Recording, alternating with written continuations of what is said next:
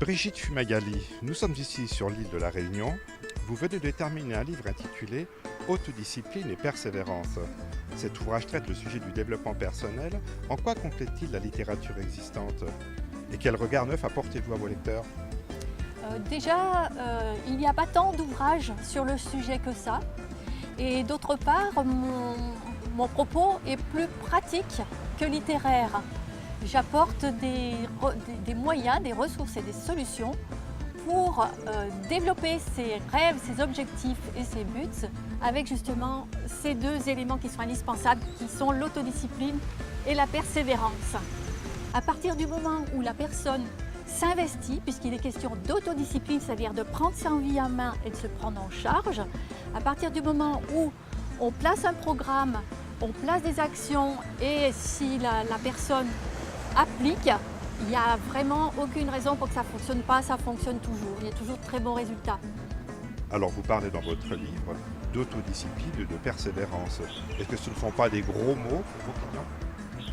Ça peut inquiéter. En fait, c'est surtout le mot discipline qui est gênant pour certaines personnes parce qu'on ne veut pas être sous la contrainte, on ne veut pas être dans les obligations. Mais il est question d'autodiscipline, c'est-à-dire de faire ses propres choix et de mettre en place son propre programme et de s'y tenir.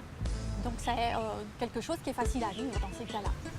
Donc c'est accessible à beaucoup finalement, si le programme est facile à tenir. C'est une question de choix. On peut forcer personne et je n'ai absolument pas l'intention de forcer personne, je ne peux que soutenir et encourager. Et la personne qui fait le choix de se faire accompagner avec moi, c'est qu'elle a déjà l'intention d'appliquer les conseils et les programmes. Alors, est-ce qu'on peut avoir une petite idée des fameux outils dont vous parlez également, de ce que vous apportez pour une aide à la réalisation de ces projets? Les outils sont nombreux. Je tire beaucoup d'outils de la loi d'attraction, puisque je suis coach de la loi d'attraction, mais je suis aussi thérapeute en médecine traditionnelle chinoise, qui nous apporte énormément d'informations au niveau de la psychologie et de la relation entre le corps, le cœur et l'esprit. Donc ça donne énormément d'informations. Vous les décrire ici, ça serait un petit peu long, mais au fur et à mesure, on utilise des moyens pour apprendre à se connaître, pour débusquer les casseurs, c'est-à-dire ceux qui, dans nos comportements et dans nos croyances, nous empêchent de réussir. Et on utilise aussi des moyens pour aller mettre en évidence ses qualités, ses valeurs, de façon à avoir un maximum d'énergie pour évoluer vers son but et son objectif et son rêve.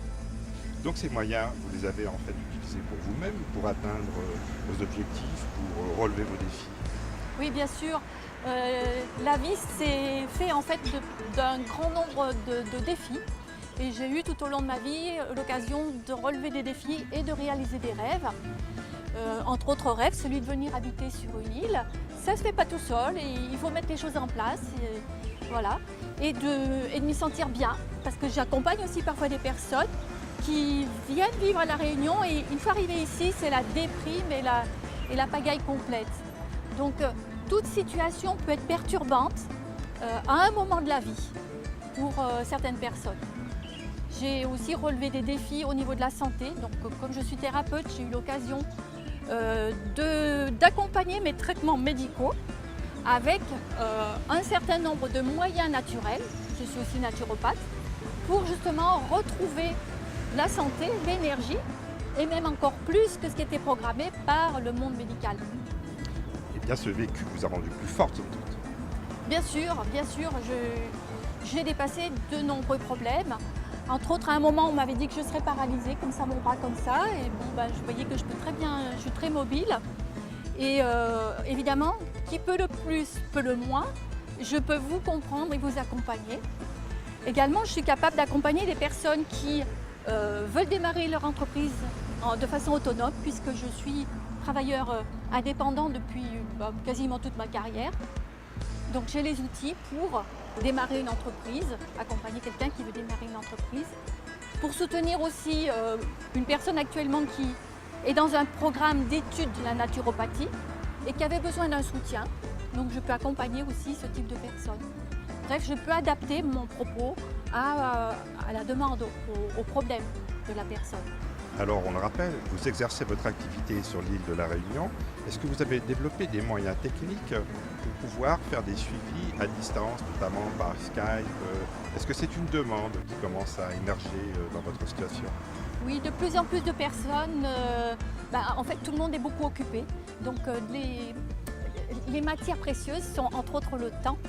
Et donc pour travailler avec moi, on peut travailler en ligne. Mais vous savez, même des personnes qui vivent à La Réunion, qui sont à l'autre bout de l'île, préfèrent travailler en ligne plutôt que de se déplacer. Donc je peux recevoir des personnes à Saint-Denis, La Réunion, où j'habite, ou je peux travailler en ligne avec vous qui habitez n'importe où dans le monde en fait, n'importe quel pays francophone, que ce soit Canada, Belgique, etc. Il n'y a pas de souci. Alors pour conclure, Brigitte Fumagalli, est-ce que vous pourriez nous donner une petite recette constituée de quelques étapes pour que l'on ne se retrouve plus en situation de crise ou d'échec, que l'on puisse éventuellement atteindre un projet dont on rêve? Une petite recette en quelques étapes. Alors, quelques étapes que j'utilise bien sûr dans mon cabinet, à savoir qu'il faut commencer par définir l'objectif. C'est pas toujours très clair. Souvent les personnes arrivent avec un besoin d'autre chose, mais on ne sait pas exactement quoi. Donc définir le projet, ou partir de ce que l'on ne veut plus, par exemple un état de santé que l'on ne veut plus, si on veut aller vers autre chose, de définir vers quoi on veut aller, qu'est-ce qu'on veut dépasser. C'est déjà la première étape.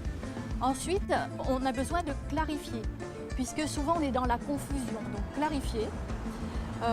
Par la suite, on aura besoin aussi de débusquer les bloqueurs, ce qui nous empêche de réussir, c'est-à-dire des comportements, des attitudes et des croyances qui vont à sens inverse de ce que l'on souhaiterait. Ça, c'est une autre étape. Une autre étape, c'est connaître ses valeurs, faire ressentir ses valeurs, s'appuyer dessus, puisque c'est ce qui va nous donner de l'énergie. Merci Brigitte Fumagalli. Et donc votre ouvrage, nous allons le recommander et l'afficher ici donc, sur cet écran. Et à très bientôt.